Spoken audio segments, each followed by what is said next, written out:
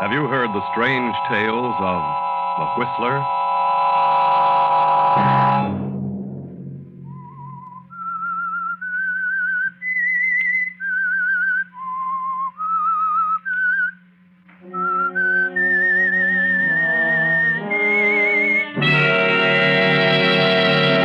I'm the Whistler.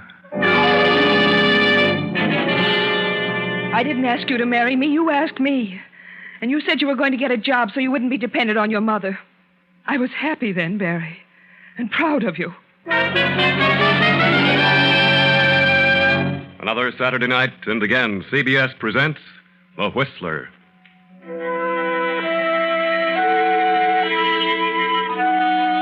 I, the Whistler, know many things, for I walk by night. I know many strange tales, many secrets hidden in the hearts of men and women who have stepped into the shadows. And so I tell you tonight the weird story of the man who waited. A huge estate spreads out before you, the ancestral home of the Bartletts, set amid the peaceful New England countryside. The war has not yet come. It is 1937. The estate is ruled by Lydia Bartlett, a cold, cantankerous woman ill with heart trouble. Into this unhappy setting has come young Genevieve Garrison to act as secretary companion to bedridden old Lydia Bartlett. Lydia has but one child, a son, Barry, recently returned from a tour of Europe. The handsome young Barry is immediately attracted to lovely Genevieve, and after a month has passed... Genevieve, where are you? I'm up here, Barry. Oh, I've been looking all over for you. So this is your hiding place. No one ever comes up here, except the birds. It's mighty windy up here in the tower. I love it. It sings to me. Yeah? You're a strange girl. You know, I think you're part of this wilderness. Some wild thing that shows itself for an instant and then disappears. That's your charm for me, Genevieve. That unattainable wildness that lures me. Please, Barry. Oh, I know Mother'd have a fit if she knew I were in love with you. Then you must be sensible, Barry. After all, she controls the estate. And you'd have nothing if you were to make her angry. Your eyes are almost black when I see them so close. Are you frightened, Genevieve? No. That is... Your heart's beating so fast. I know. Let me go, Barry. Are you frightened? Or is it that... Yes, I am frightened. Will you marry me, darling? Barry. I mean, would you marry me if I were able? Yes, Barry, yes. You know that. I'll have to find some sort of a job if we marry. Mother would cut me off in a minute. You know how she feels about marriage. Yes. We'd best forget about it, Barry. I wouldn't want to cause any trouble between you and your mother. You better go now. Oh, you're too lovely for words, Genevieve. Barry. I love you, darling.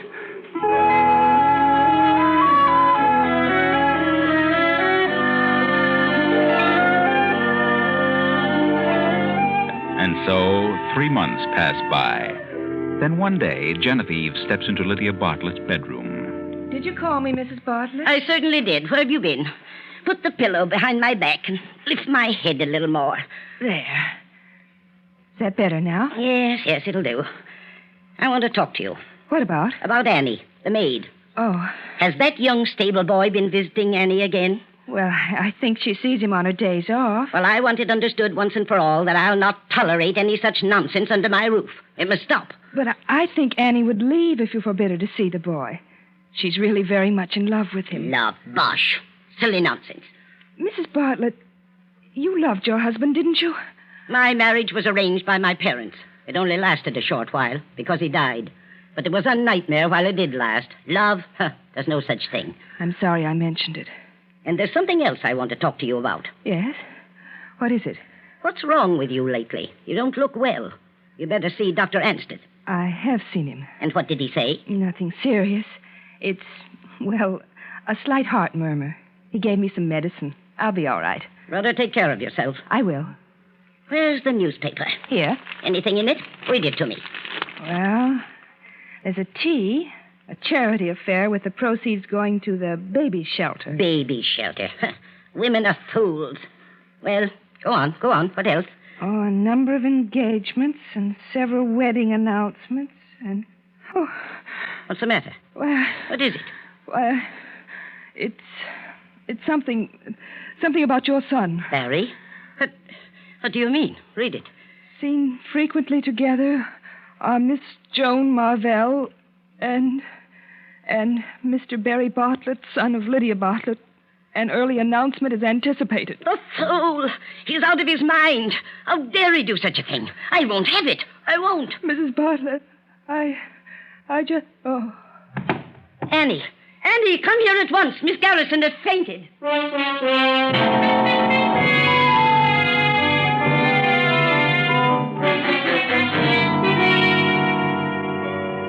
How are you feeling, Genevieve? Mother said you'd been ill, that you had some sort of an attack. It wasn't anything. I had rather a shock. My heart isn't too good. I was reading the paper to your mother, and I noticed your name coupled with that of a Miss Marvell. Oh. It was silly of me to give way because I know it can't mean anything now. Genevieve, I think I'd better come right out with it. You mean it's true? Oh, Barry, how could you? I've been trying to get up here to discuss it with you. You know that such an arrangement as ours is no good. Why, if Mother ever found out we were married, we'd be sunk. It's very unfair. It's just as unfair to me. I didn't ask you to marry me. I was content the way things were. But when you asked me to be your wife, you said you were going to get a job so you wouldn't be dependent on your mother. I was so happy and so proud of you. Well, I tried to get a job, but it's terribly awkward trying to find something to do when you're not accustomed to it. And you can't ask a man of my position to go out and become a garage mechanic or something like that. There's nothing dishonorable in becoming a garage mechanic. Oh, don't talk nonsense. Naturally, I can't tell my friends my reason that I'm married. Naturally. I met Joan some time ago. I was up at King's College with her brother Ned. She's grown up to be most attractive. More attractive than I am, of course. I didn't say that. It would be a very suitable marriage. The Marvells have pots of money, and the old man would give me a place in his business. Oh, naturally, I plan to take care of you, make you a suitable allowance, and that sort of thing, if you'll divorce me. As a matter of fact, Joan knows all about you and has consented to marry me if I can get a divorce. She knows about your being married to me. But there's something else she can't know, Barry. Why, what are you talking about? I'm going to have a child. Your child. A child?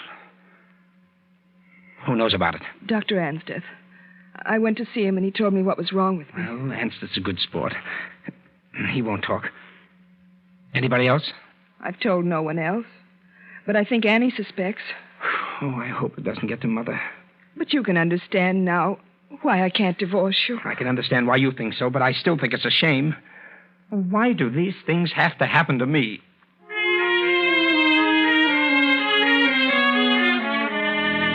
Why do these things have to happen to you, Barry? But yours is no great tragedy, though you think yourself so ill-used. The harm that is done is not to yourself, but to the woman who loves you so dearly. And can you be sure she won't tell your mother? Is there anything else you want, Mrs. Bartlett? Yes, Annie. You're not to let that Joe Moberly into the kitchen. Is that clear? I'll not have that sort of thing going on in my house. I'm not seeing Joe in the house. And when I see him open and honest, like respectable people. I'm not the only person in this house that is a gentleman friend either. Well, I'd like to know who that person is. I'm not saying anything against anybody. Only, if I can't see my Joe that keeps his distance and knows his place, why should anybody else be allowed to have a man in this house? Ask Miss Garrison to come up here at once.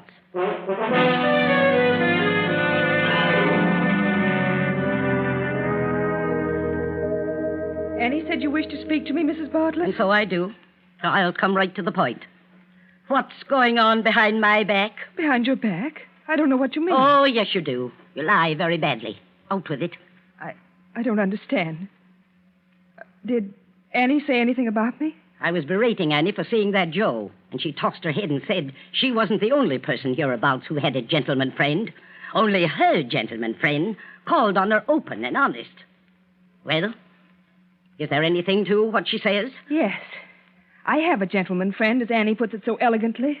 I have more than that. I have a husband. A husband? Your son, Barry. Barry? Barry? You're lying. You're lying. He wouldn't dare. He knows what he means to me. He couldn't do this to me. It seems he did, Mrs. Bartlett. Then you tricked him into it. Of course you would say that. But I did nothing of the sort. I loved him.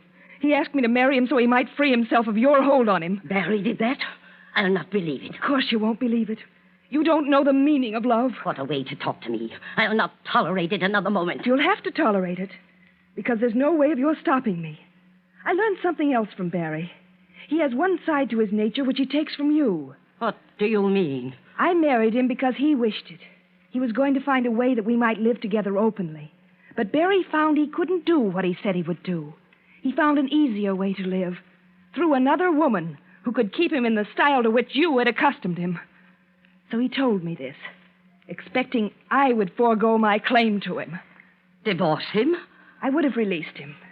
But there was another whose claim was greater than mine. His child. Oh, disgraceful. Under my very roof. I can't endure any more of this. I'll call my lawyers. I'll cut him off without a cent. My medicine. Medicine. Oh.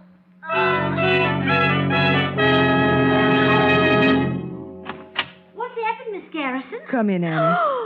Oh, it's the missus. It's another attack. I'll call Dr. Anseth. You can call him Annie. But Mrs. Bartlett is dead. And now Barry will be free from his mother's apron strings, free from financial worry. He will inherit the estate to do with as he pleases. But still, he hasn't everything. Joan is forever on his mind. I had to talk with you, Joan. It's been ages since I've had a moment alone with you. I'm sorry, Barry, but I didn't think it best. Oh, I've got to talk things over with you. When we planned to marry before, and you told me how you'd been tricked into marriage by that woman, I was willing to overlook it if you could get a divorce from her. Oh, that's the devil of it. She won't divorce me now. There's going to be a child. Oh. Where is she? In a nursing home. She's been ill ever since Mother died. For a while, they thought she might die, too, but she pulled out of it. Oh, I know she must have, led you on, but you're so attractive, and she must have been really fond of you. But I don't love her, dear. I love you. Can't you understand it? I can't give you up. I won't. Barry, darling, I love you, too, but this isn't a thing we can decide in a moment. You must be patient. Patient. You sit there close to me and you ask me to be patient. I will for a while. But only for a while. Genevieve, lying in her narrow bed in the nursing home, is trying to be patient, too, trying to forget the pain which racks her to the core, trying to keep from calling for the husband who isn't there. She had hoped that the birth of their son would bring him back to her. Then, one evening, the door opened. Is that you, nurse? No. It's Barry. They said I might see you now. Barry. Oh, why haven't you come before? I've wanted you so. There, now. Don't go on like that. I've had quite a lot of business connected with the estate, which took me away for a bit. They sent me a wire about the baby, and I came as quickly as I could. Have you seen him? Yes, rum little Dickens. Babies all look alike. Well, you'll be as fit as a fiddle before long, and after you get out of here, there's some things that must be straightened out.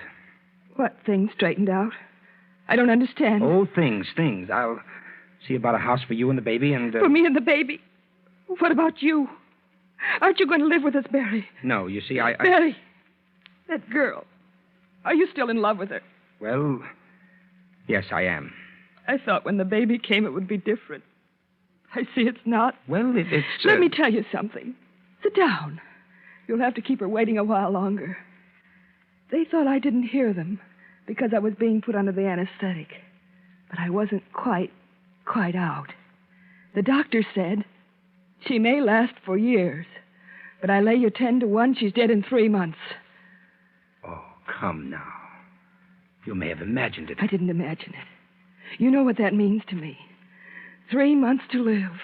You can see how important it is that those 3 months should be spent with you. The doctor didn't say a word to me about your being in such a serious condition. But I heard him.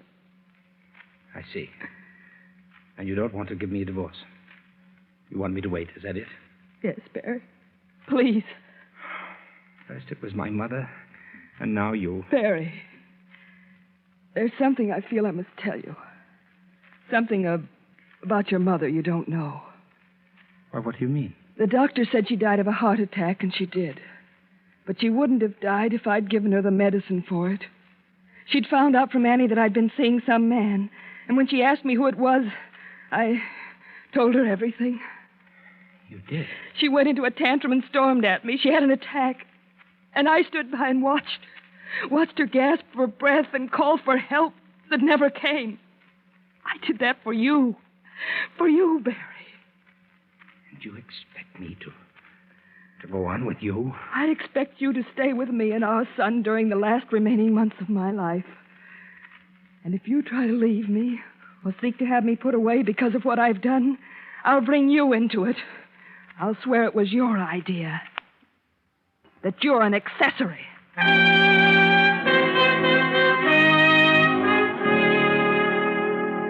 The months go by. 1, 2, 3.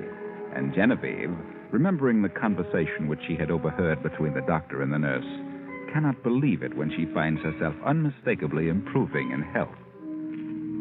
Well, Genevieve, you'd had a rather severe time of it before the baby came, and you were quite run down.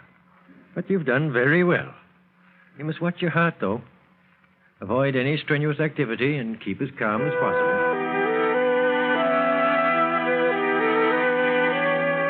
Barry has sullenly accepted the conditions which have been forced on him, but the knowledge that Genevieve was responsible for his mother's death, as well as for his enforced separation from the girl he loves, makes him sullen and bitter. There's no happiness for either of them in this unnatural arrangement, but Genevieve holds him with her constant threat. Did you ring for me, Mrs. Bartlett? Will you ask Cook to make me a fresh pot of coffee, Annie? This tastes very bitter. Yes'm, but Cook won't like it. Well, I can't drink this. It tastes as bitter as Never mind. Don't take it back. Leave it. Yes'm. It's odd, but I could have sworn it tasted bitter like... I couldn't. Oh, good morning, Barry. Good morning. I'd offer you some coffee, but it's not so very good. No, thanks. I'll just have a look at the paper. I had coffee in my room. Oh? Since when do you do that? What? Since when do I do what? Have coffee in your room? I did this morning. Was it this same pot? Well, it might have been. I don't know. I never noticed. Why? Did you notice it was quite bitter? I can't say that I did. Might have been standing too long. The cook should have sent you some fresh coffee. Get after her about it. Yes. It might have been standing too long. It might have been standing too long, but you don't think so, do you, Genevieve? Not when you know how your husband bitterly resents his enforced stay at your side, how he wishes the doctor's prognosis of your case had been fulfilled. If only there was some way to break up this infatuation with Joan before it's too late. Why not call Joan? Talk to her yourself. Miss Joan Marvell, ma'am. How do you do, Miss Marvell? Come in, please. Thank you. That will be all, Annie. I suppose you're wondering why I sent for you. Yes, I was a bit surprised, to say the least. I want to talk to you about Barry. Barry's my husband. We have a child, as you know. This is his home, and I've done everything possible to keep him here where he belongs. But so long as you continue to see him, it will be more difficult for him to make a decision. What makes you think I've been seeing him? I can tell by the way he acts. He thinks he's in love with you. And he will continue to think so until you make a definite break. Well, Mrs. Bartlett, I've not been seeing Barry. He's tried to reach me many times, but I've purposely avoided him. Are you sure? Yes, because I'm going to be married to someone else. So you have nothing further to worry about. Does Barry know this? No. Then why haven't you told him? I intend to tell him today. I wish you would. He's been acting strangely of late, and I'd feel ever so much easier about things if you let him know the truth. I understand, Mrs. Bartlett. I hope you'll be very happy, Miss Marvell. And I do thank you for coming. So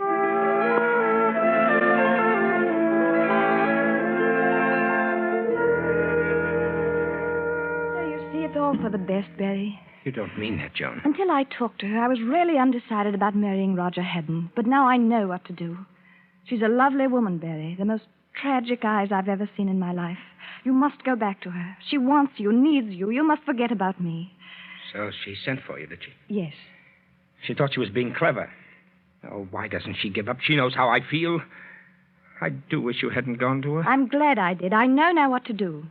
And having seen her, talked to her, I understand you so much better.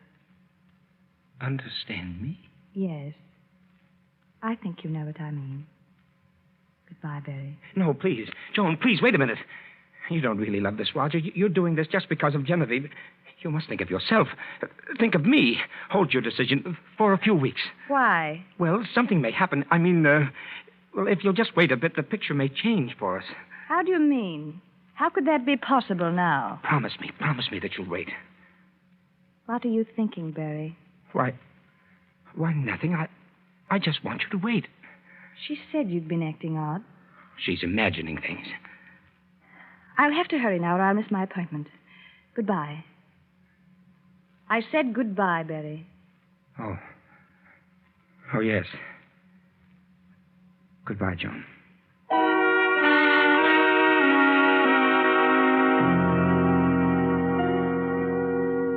Now it is late the same night. Genevieve lies wakefully in her bed. A car draws up outside. The front door opens and closes. Genevieve sits up. Someone is coming up the stairs. They pause before the door. Who is it? May I come in? Yes, Barry. Hello, Genevieve. Oh, Barry. I'm sorry to disturb you at this time of night. How do you feel? Why, I feel much better, Barry. Well, Joan told me that she'd talked to you this afternoon. Yes, Barry. We're all washed up, you know. She asked me to come back to you. Oh, Barry. If you only would. There's a lot of unpleasant memories between us. I try to make you forget them, Barry. I had decided to go to California. Oh, Barry, please don't. Stay with me. I need you, darling. Please don't go. All right, Genevieve. If that's the way you want it. Barry, you don't know what this means to me. We'll really be together again. You and the baby and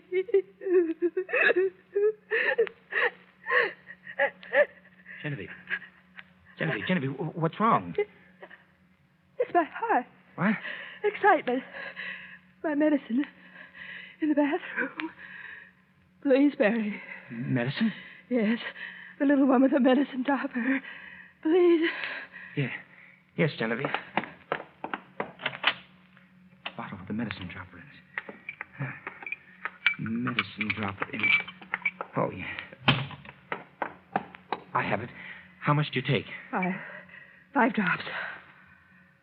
1, 2, 3, 4, 5.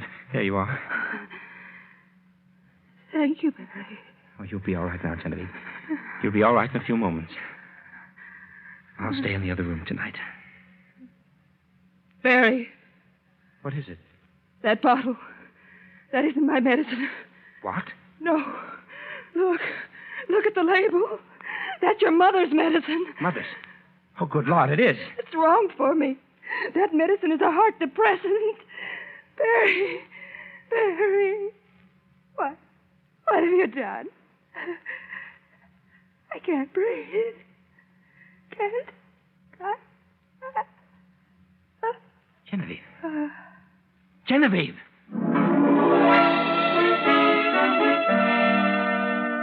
Well, Barry, what have you done?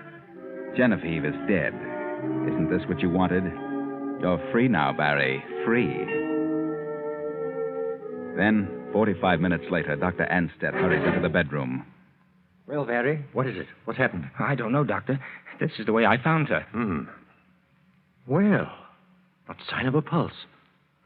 Poor girl. I can't understand it. She'd improved so much. She's dead, Doctor? Yes, Barry. I'm sorry. I'm completely dumbfounded. Wait a moment. What's this? What? What on earth? Why, she's taken some of this medicine. Good heavens, yes, I can smell it in the glass. Well, what's wrong, sir? This isn't her medicine. I prescribed this for your mother. My mother? Genevieve's heart needed a stimulant. This induces the opposite reaction. Oh, she took this by mistake. By mistake? But how on earth could... Well, there's nothing we can do for her now. What time did you say you came into the room, Barry? Why, well, just a few moments before I called you. Well, that would be 12 minutes ago. Yes, that's right. I see. She was gasping for breath. She tried to say something, but I couldn't make out what it was. I called you immediately. Well, I'll call the undertakers. I'll use the phone in the hall. The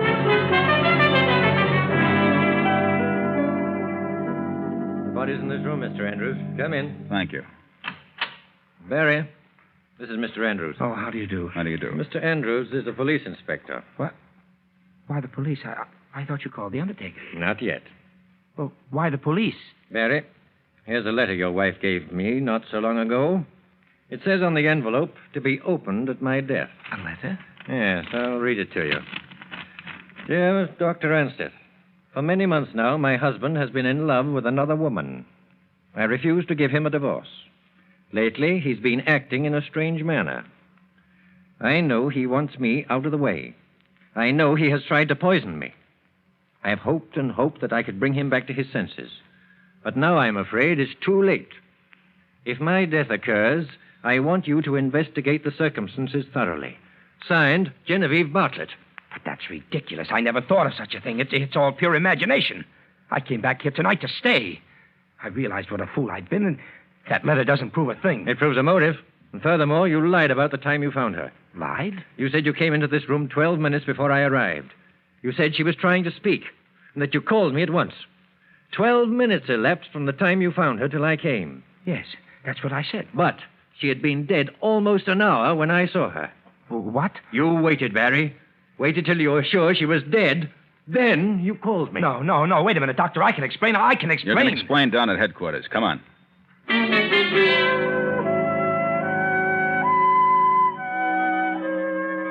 Barry tried to explain. He told the truth. He had come back to Genevieve to stay. He did get the bottle for Genevieve. It was an accident. But he couldn't explain why he waited almost 30 minutes before he called the doctor. He said he just sat beside the bed in a daze, and that was the truth. But no one would believe him. No one. Poor Barry.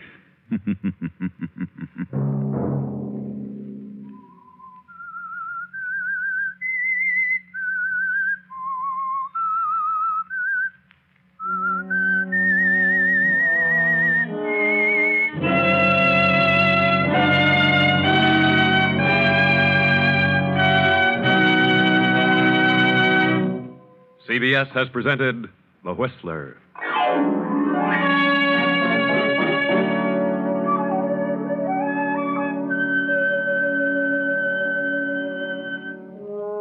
Original music for this production was composed and conducted by Wilbur Hatch. Tonight's story was written by Elizabeth Easton and directed by J. Donald Wilson. The Whistler originates from Columbia Square in Hollywood.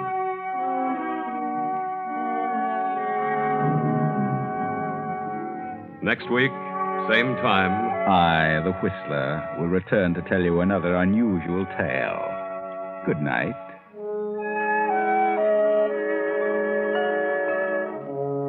This is the Columbia Broadcasting System.